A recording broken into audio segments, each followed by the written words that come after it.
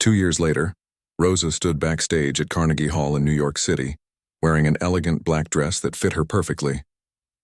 Her hands, once rough from years of cleaning work, were now soft and well cared for, decorated with a simple silver bracelet her children had given her.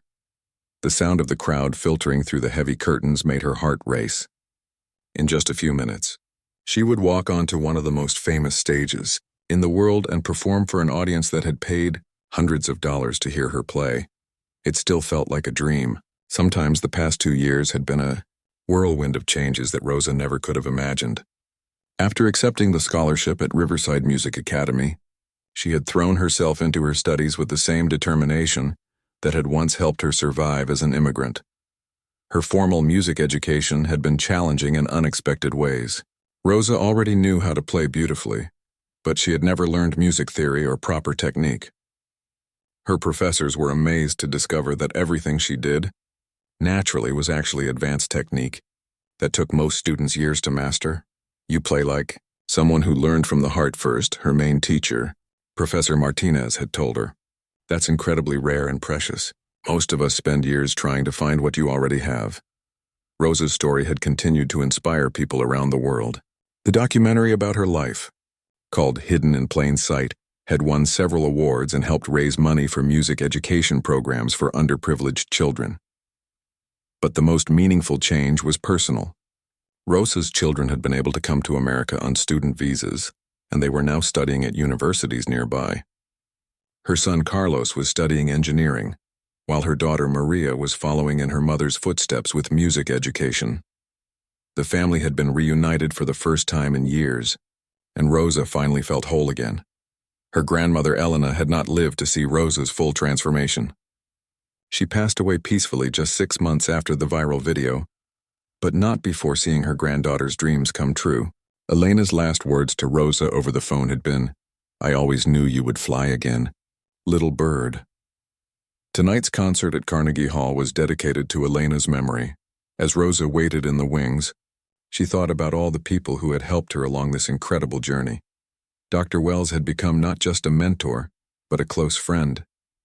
Hunter, who had started this whole chain of events with his cruelty, had become one of her most dedicated students and strongest supporters. The scholarship fund that had been created in Rosa's name had already helped 50 other talented students from working class backgrounds pursue their musical dreams. Rosa insisted on meeting each scholarship recipient personally, remembering how important it was to be seen and believed in. 5 minutes. "Is Rosa?" the stage manager whispered. Rosa took a deep breath and walked to the edge of the stage. Through a gap in the curtains, she could see the magnificent concert hall filled with people. The audience was incredibly diverse. Wealthy music lovers sat next to working-class families who had saved money to buy tickets. She spotted several familiar faces, including many of her former colleagues from the academy, and even some of the janitors from other buildings where she had worked. In the front row sat her children, Carlos and Maria, both beaming with pride. Next to them were Dr. Wells, Professor Martinez, and even Hunter, who had driven up from Philadelphia, where he was now studying social work and volunteering with immigrant families. The lights dimmed, and Rosa walked onto the stage. The applause was immediate and thunderous. People stood before she even reached the piano, showing their appreciation for not just her music but everything she represented. Rosa smiled and bowed gracefully, feeling the love and support washing over her like warm sunlight. She sat at the beautiful grand piano, a far cry from her grandmother's old upright piano in Mexico, but somehow it felt like coming home. Rosa had chosen her program carefully for this special night. She would play 3 pieces that told the story of her journey. The first was a gentle Mexican folk song that Elena had taught her as a child, arranged for classical piano. The second was the same Chopin piece she had played at the gala 2 years ago. And the final piece was a composition she had written herself, called Invisible No More. As she began the folk song, Rosa felt her grandmother's presence with her on the stage. The simple melody filled the concert hall with warmth and nostalgia, taking the audience on a journey to a small village in Mexico, where a little girl first discovered the magic of music. The audience was completely silent, hanging on every note. Many people in the crowd had their own stories of immigration, sacrifice, and dreams deferred. Rosa's music spoke to all of them, reminding them that it's never too late to pursue what matters most. When she finished the folk song, Rosa paused and spoke to the audience. 2 years ago, I was invisible, she said in her accented but confident English. I cleaned the floors where talented people made beautiful music, and I thought that was enough. I thought my time for dreaming was over. The audience listened intently as Rosa continued. But sometimes life gives us second chances in the most unexpected ways. Sometimes what seems like the worst moment can become the best thing that ever happened to us. Tonight I want to share my music not just as entertainment, but as a reminder that everyone has gifts worth sharing, no matter who they are or where they come from.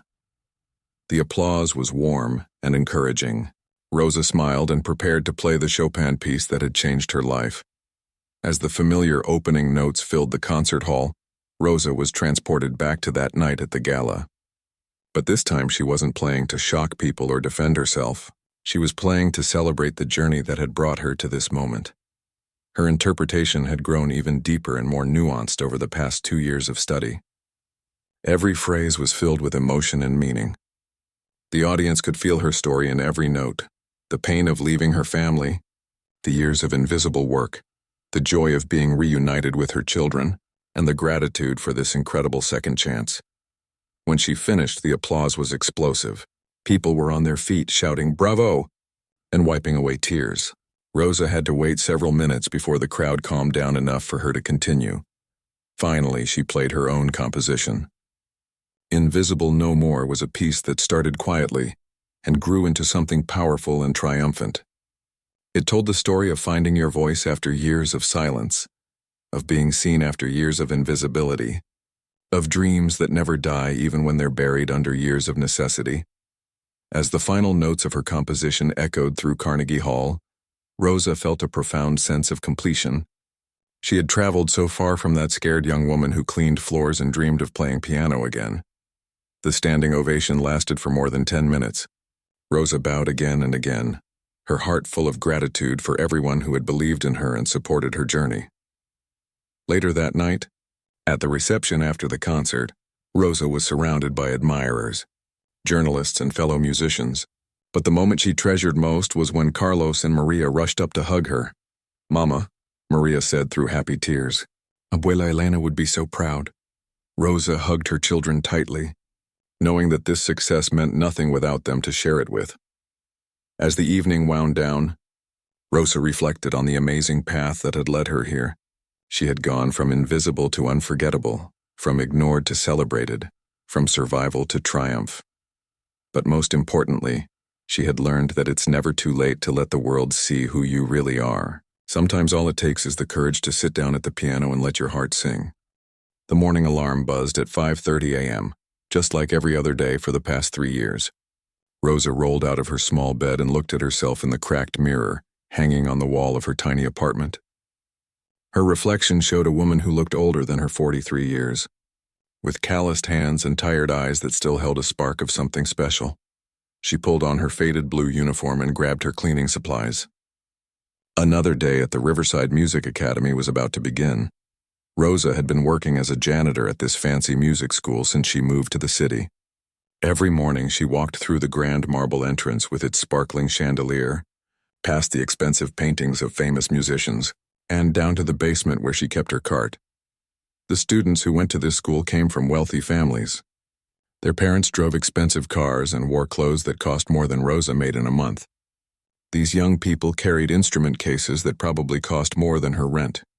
They walked through the halls talking about their summer trips to Europe and their private music lessons with world-famous teachers.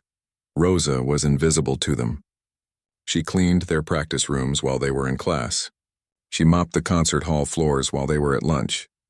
She emptied their trash cans and wiped down their music stands, but they barely noticed she existed.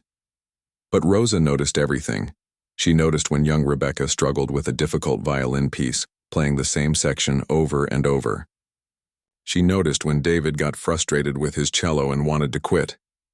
She noticed when the advanced piano students gathered around the grand piano in the main hall, trying to master pieces that made their fingers fumble. What none of them knew was that Rosa understood their struggles better than any of their expensive teachers ever could. Rosa had grown up in a small, village in Mexico where her grandmother, Elena, was the local music teacher. Elena had learned piano from missionaries who came through their town decades ago. She could play beautiful classical music that made the whole village stop and listen. When Rosa was just 4 years old, Elena noticed something special about her granddaughter. While other children played with dolls, Rosa would sit by the old upright piano in Elena's house, trying to copy the melodies she heard. "Come here, little one," Elena would say, patting the piano bench beside her. "Let me show you how to make the keys sing." Elena taught Rosa everything she knew. They had no fancy books or expensive lessons, but they had something more valuable: pure love for music and endless hours of practice. By the time Rosa was 12, she could play pieces that amazed everyone in their village. The old piano in Elena's house became Rosa's whole world. She would wake up before dawn to practice before school. She came home and practiced until her fingers hurt. On weekends, she played for hours until her grandmother had to force her to eat or sleep. Rosa's talent was extraordinary. She could hear a melody once and play it perfectly. She understood rhythm and timing in a way that seemed almost magical. Her small fingers moved across the keys like they were dancing, creating music that brought tears to people's eyes. When Rosa turned 15, a music teacher from the city visited their village. He heard Rosa play and couldn't believe his ears. He told Elena that Rosa needed to study at a real music school, that she could become a concert pianist if she got proper training. Elena saved every peso she could. Rosa's parents worked extra jobs. The whole village contributed money to help send their talented young musician to study in Mexico City. But life had different plans. Just weeks before Rosa was supposed to leave for music school, her father became seriously ill. The family's small savings disappeared quickly on medical bills. Her mother couldn't work because she needed to care for her husband. Rosa faced an impossible choice. She could follow her dreams and leave her family when they needed her most, or she could stay and help them survive. There was really no choice at all. Rosa put away her dreams of concert halls and music schools. She took a job at a local factory to support her family. The money she had saved for music school went to pay for her father's medicine. Years passed. Rosa married a kind man from her village and had 2 children. She tried to be happy with her simple life, but part of her heart remained broken. Sometimes late at night, she would sit by Elena's old piano and play quietly, remembering what could have been. When Rosa was 38, her husband died in an accident. She was left alone with her teenage children and no way to support them. Her brother, who lived in America, offered to help her move there for better opportunities. The decision to leave Mexico was the hardest thing Rosa ever did. She left behind everything familiar: her language, her culture, her grandmother's piano, and her children, who stayed with relatives to finish school. In America, Rosa discovered that her factory skills and her limited English only qualified her for basic jobs. She worked in restaurants, cleaned office buildings at night, and did whatever she could to survive and send money home to her children. That's how she ended up at Riverside Music Academy. The job paid better than her other cleaning jobs, and she could work during the day. She told herself she was lucky to find steady work with benefits, but being surrounded by music every day was both a blessing and torture. She listened to students practice pieces she once knew by heart. She watched them struggle with techniques she had mastered as a child. She cleaned pianos that were far more beautiful than the humble instrument that had shaped her life. The students and teachers saw her as just another cleaning lady. They were polite when they had to be, but mostly they ignored her presence. Rosa had learned to be invisible, to blend into the background while she cleaned around their lessons and practices. Sometimes, when the building was empty, Rosa would stop her work and stand near the grand piano in the main hall. She would look at the keys and remember how it felt to make music that mattered. Her fingers would twitch slightly, muscle memory awakening after years of silence. But she never dared to touch the keys. This wasn't her world anymore. She was just the cleaning lady, and that piano belonged to people who could afford to dream. Rosa had accepted her role. She had made peace with being invisible. She had learned to find satisfaction in her simple work and sending money to her children back home. She had no idea that in just a few days, everything would change. She couldn't imagine that her carefully hidden talent was about to explode into the world in the most unexpected way. For now, she was just Rosa the janitor, pushing her cart through the halls of Riverside Music Academy, invisible to everyone around her, carrying a secret that could change everything. The night of the annual donor gala at Riverside Music Academy was the biggest event of the year. Wealthy parents, successful graduates, and important people from the music world gathered to celebrate and donate money to the school. Rosa had been working extra hours all week to prepare for this special evening. Every surface had to sparkle. Every room had to be perfect. The grand concert hall was decorated with expensive flowers and elegant lighting that made everything look magical. As the evening began, Rosa watched from the shadows as guests arrived in their fancy clothes. Women wore beautiful gowns that probably cost more than Rosa made in 6 months.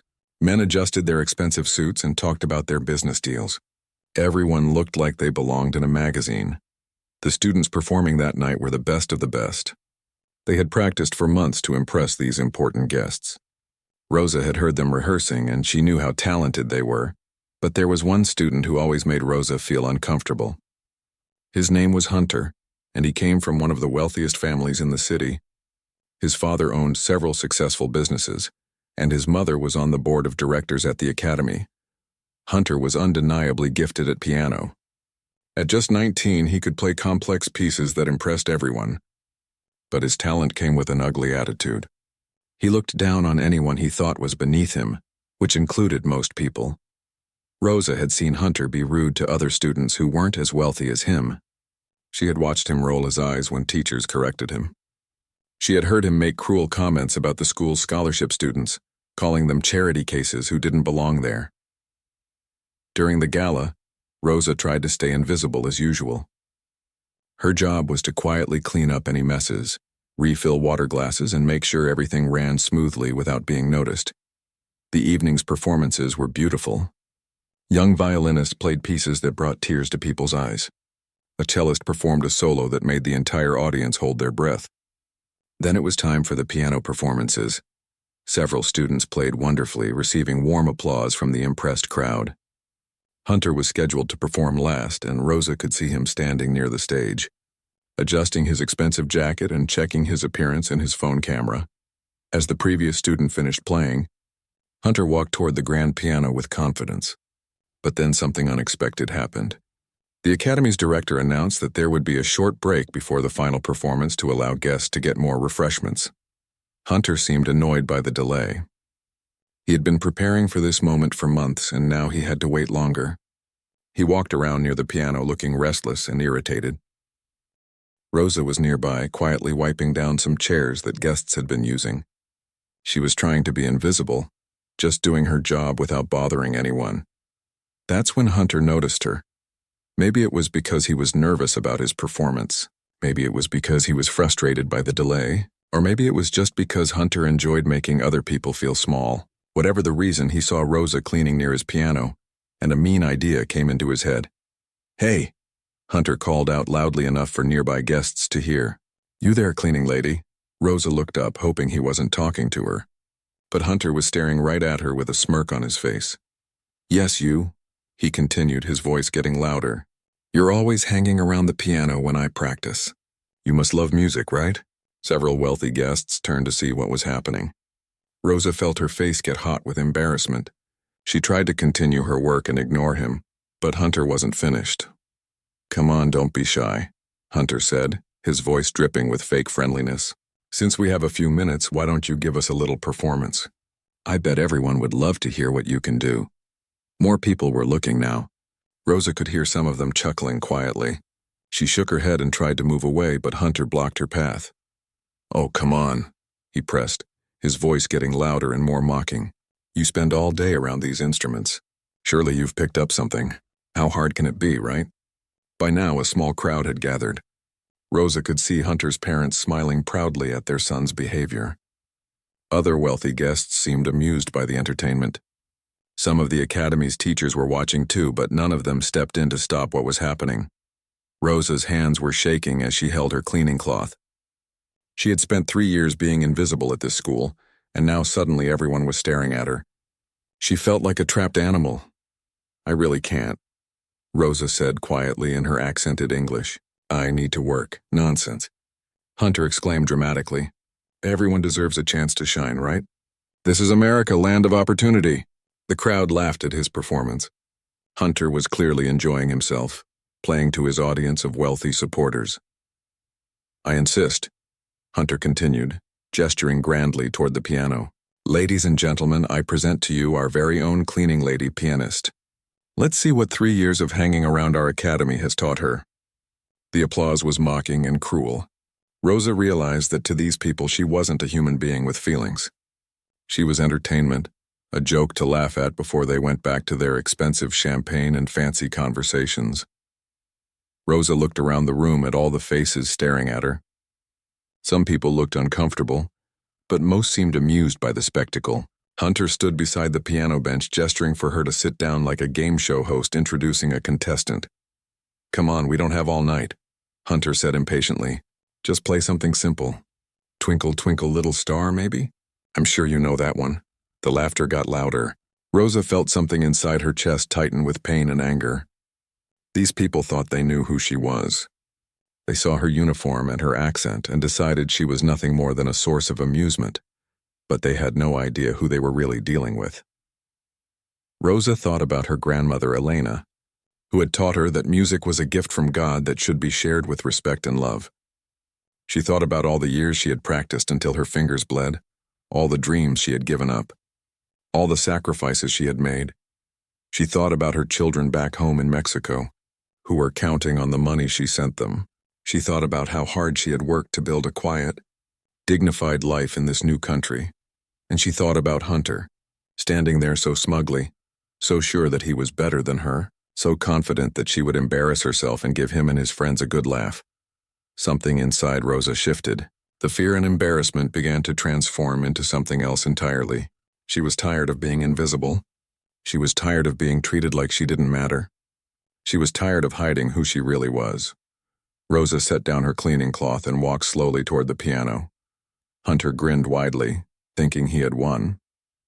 The crowd grew quiet, eager to witness what they expected would be a humiliating performance by someone who clearly didn't belong in their world. None of them could possibly imagine what was about to happen next. Rosa's hands trembled slightly as she approached the magnificent grand piano. The instrument was far more beautiful than anything she had ever touched. Its black surface gleamed under the concert hall lights, and she could see her reflection in its polished finish. The crowd of wealthy guests watched her every move. Some had their phones out, ready to record what they thought would be an embarrassing moment they could laugh about later. Hunter stood beside the piano with his arms crossed, wearing a satisfied smile like he had already won some kind of contest. Take your time, Hunter said in a voice dripping with fake kindness. We know this might be a little overwhelming for someone like you.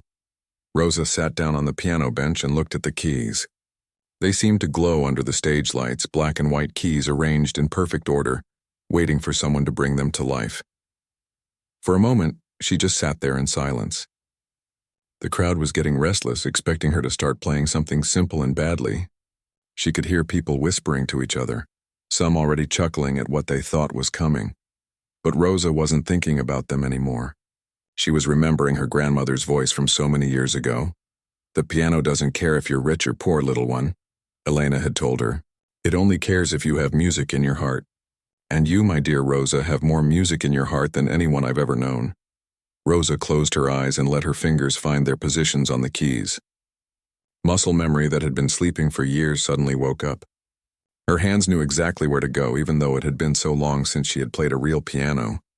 She opened her eyes and looked out at the crowd one more time. Hunter was tapping his foot impatiently. His parents were smirking. The wealthy guests were waiting for their entertainment. They wanted a show. Rosa decided to give them one they would never forget. She began to play. The first notes that came from the piano were soft and delicate, like drops of water falling into a quiet pond. Rosa started with a gentle melody that seemed to float through the air and wrap around everyone in the room. At first, the crowd didn't know what to think. This wasn't the clumsy amateur performance they had expected. The notes were clear and beautiful, played with a confidence that surprised them. But Rosa was just getting started. As the melody continued, her playing became more complex. Her left hand began adding a rich, deep bass line that made the piano sing in ways most people had never heard before. Her right hand danced across the higher keys, creating melodies that seemed to tell a story without words. The whispering and chuckling in the crowd gradually stopped. People began to lean forward in their seats, trying to understand what they were hearing. This cleaning lady, this invisible woman they had barely noticed for 3 years, was playing music that was absolutely extraordinary. Hunter's smug smile slowly disappeared from his face. His eyes grew wide as he realized that something unexpected was happening. This wasn't going according to his plan at all. Rosa's playing grew stronger and more passionate. She was performing one of the most difficult pieces in all of classical music, Chopin's Ballade No. 1 in G minor. It was a piece that even advanced students at the academy struggled with. A composition that demanded not just technical skill but deep emotional understanding. Her fingers flew across the keys with impossible speed and precision. The melody soared and dipped like a bird dancing in the wind. Sometimes the music was gentle and heartbreaking, like a lullaby for a lost dream. Other times it was powerful and dramatic, like thunder rolling across mountains. The crowd was completely silent now. Every person in that room was mesmerized by what they were witnessing. This wasn't just good playing. This was the work of someone who truly understood music at the deepest level. Rosa poured her entire life into that performance. Every year of missing her children, every night of cleaning offices while dreaming of concert halls, every moment of being invisible and ignored, all of it flowed through her fingers and into the music. She played the pain of leaving everything she loved behind. She played the strength it took to survive in a foreign country, with nothing but determination. She played the love she felt for her grandmother, who had given her this incredible gift so many years ago. The piano responded to her touch, like it had been waiting its whole life for someone who could truly make it sing. The notes filled every corner of the concert hall, reaching into the hearts of everyone listening and showing them something beautiful they had never experienced before. Hunter stood frozen beside the piano, his mouth hanging open. He had studied this same piece for months and still couldn't play it perfectly. But Rosa was performing it like she had written it herself, like the music was coming from her soul rather than from written notes on a page. As the piece reached its climax, Rosa's playing became even more intense. Her whole body moved with the rhythm, her eyes closed in concentration, completely lost in the music she was creating. The piano seemed to shake with the power of her performance. Some people in the audience had tears running down their faces. Others sat with their hands pressed to their hearts, feeling emotions they couldn't even name. Everyone knew they were witnessing something incredibly special, something they would remember for the rest of their lives. The most difficult passages of the piece flowed from Rosa's fingers like water. Technical challenges that took other pianists years to master seemed effortless for her. She played with a combination of skill and emotion that most people only hear from world-famous concert pianists. But this wasn't just about technical ability. Rosa was telling her story through the music. She was sharing her heart with a room full of strangers who had thought she was nothing more than a cleaning lady. As the piece neared its end, Rosa's playing became softer again, like she was gently bringing everyone back from the emotional journey she had taken them on. The final notes hung in the air like a prayer, beautiful and perfect and complete. When the last note faded into silence, the entire concert hall remained completely quiet. Nobody moved. Nobody spoke. Nobody even seemed to breathe. Rosa opened her eyes and looked out at the crowd.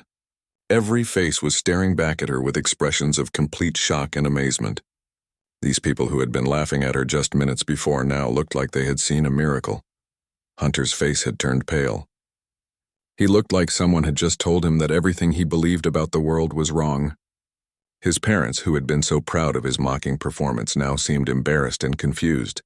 The silence stretched on for what felt like forever.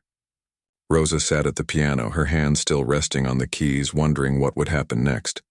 Then, somewhere in the back of the room, one person began to clap. The applause started slowly, just one pair of hands coming together. But within seconds it spread like wildfire through the entire crowd. Everyone stood up at once, applauding with an intensity that shook the walls of the concert hall. People were shouting "Bravo" and wiping tears from their eyes. The sound of their appreciation was deafening. Rosa sat at the piano, overwhelmed by what had just happened. For 3 years, these people had looked right through her. Now they were giving her a standing ovation that seemed like it would never end. She had shown them who she really was, and nothing would ever be the same again. The standing ovation seemed to last forever. Rosa sat at the piano bench, still in shock from what had just happened. Her hands were shaking, not from nerves anymore, but from the overwhelming emotion of finally sharing her gift with the world after so many years of hiding it. As the applause finally began to die down, people started approaching the piano. Rosa wasn't sure what to do. She had spent 3 years being invisible, and now suddenly everyone wanted to talk to her. The first person to reach her was an elderly woman with kind eyes and expensive jewelry. She took Rosa's hands in hers and said, "My dear, that was the most beautiful thing I've ever heard. Where did you learn to play like that?" Before Rosa could answer, more people surrounded her. Everyone had questions. Who was she? Where had she studied? Why was she working as a janitor when she could play like a professional concert pianist? Rosa tried to explain in her simple English, but she was overwhelmed by all the attention. These were the same people who had been laughing at her just 20 minutes ago, and now they were treating her like a celebrity. Hunter stood nearby, looking completely lost. His big moment, the performance he had been preparing for months, was completely forgotten. Nobody was talking about him anymore. Everyone was focused on the cleaning lady who had just shown him what real talent looked like. But it was a young woman named Lily who changed everything. Lily was a journalism student who had been working part-time at the gala, helping with photography and social media. She had been recording performances throughout the evening for the Academy's website. When Rosa started playing, Lily had grabbed her phone and recorded the entire performance. She knew she was witnessing something special, something that people needed to see. While everyone was still crowding around Rosa, Lily quietly uploaded the video to social media. She wrote a simple caption, "You won't believe what happened when they asked the janitor to play piano." At first, nothing happened. The video just sat on her account with a few likes from friends, but then people started sharing it, and sharing it again, and again. By the time Rosa got home to her small apartment that night, the video had been viewed thousands of times. By the next morning, it had reached hundreds of thousands. By the end of the week, millions of people around the world had watched Rosa's incredible performance. The comments poured in from everywhere. People were amazed, inspired, and angry all at the same time. They were amazed by Rosa's talent, inspired by her story, and angry that someone so gifted had been ignored and mocked. News stations picked up the story. Reporters started calling the Academy, trying to find out more about the mysterious janitor who could play classical music like a master. The video was shown on morning talk shows and evening news programs. Rosa had no idea any of this was happening. She didn't have social media accounts, and she rarely watched television. She went to work the next day expecting everything to be normal, but instead she found reporters waiting outside the Academy. The Academy's director, Dr. Catherine Wells, called Rosa into her office that morning. Dr. Wells was a serious woman who had always been polite to Rosa, but had never really paid attention to her before. "Rosa," Dr. Wells said, "I think we need to talk." Rosa sat in the fancy office feeling nervous and confused. She thought maybe she was in trouble for what happened at the gala. Maybe Hunter's family had complained, or maybe she had broken some rule by playing the piano. "I've been getting calls all morning," Dr. Wells continued. "Reporters, music journalists, even some people from record companies. They all want to know about you." Dr. Wells turned her computer screen toward Rosa. There was the video of her performance, and the view counter showed numbers that Rosa couldn't even comprehend. Millions of people had watched her play. "Rosa," Dr. Wells said gently, "you need to tell me your story, all of it." So Rosa did. She told Dr. Wells about her grandmother Elena, about growing up with music in Mexico, about the dreams she had given up to support her family. She told her about the years of working and cleaning, while listening to students practice pieces she could play better than they could. Dr. Wells listened to every word, occasionally asking questions. When Rosa finished her story, the director sat back in her chair with a look of amazement. "Rosa, do you realize what this means?" Dr. Wells said. "You're not just talented, you're extraordinarily gifted. With the right training and opportunities, you could be performing in concert halls around the world." Rosa shook her head. "That's not possible. I'm too old now and I have responsibilities. I need to work to support my children. But Dr. Wells wasn't giving up so easily. She spent the next hour making phone calls while Rosa sat in her office, still trying to understand what was happening to her life. The phone calls led to conversations with wealthy donors, music schools, and even some famous musicians who had seen the video. Everyone wanted to help the janitor who had shocked the world with her hidden talent. By the end of the week, Rosa's life had completely changed. The academy offered her a full scholarship to study music formally and earn the degree she had never been able to get. A group of donors created a fund to support her financially while she studied, so she wouldn't have to worry about money.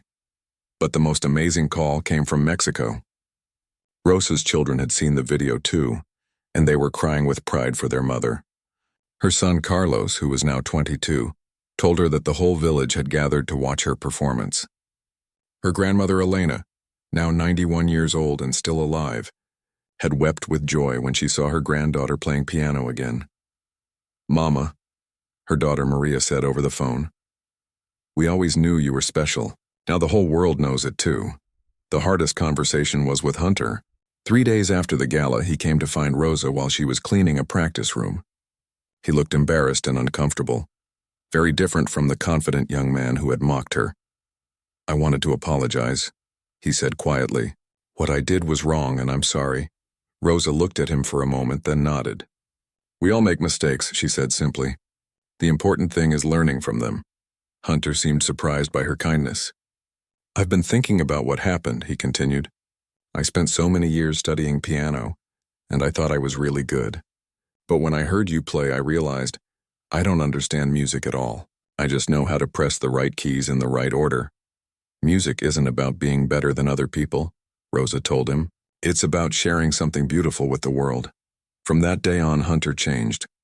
He started treating everyone at the academy with more respect, especially the staff members he had ignored before. He even asked Rosa if she would give him lessons, wanting to learn not just how to play better, but how to truly feel the music. As the weeks passed, Rosa's story continued to spread. She received letters from people all over the world who had been inspired by her courage and talent. Musicians invited her to collaborate. Music schools offered her teaching positions. But perhaps the most meaningful response came from other immigrants and working-class people who saw themselves in Rosa's story. They wrote to tell her that her performance had given them hope, that it reminded them that their dreams still mattered even if they had been put aside for a while. Rosa was no longer invisible. The world had finally seen her for who she truly was, and there was no going back.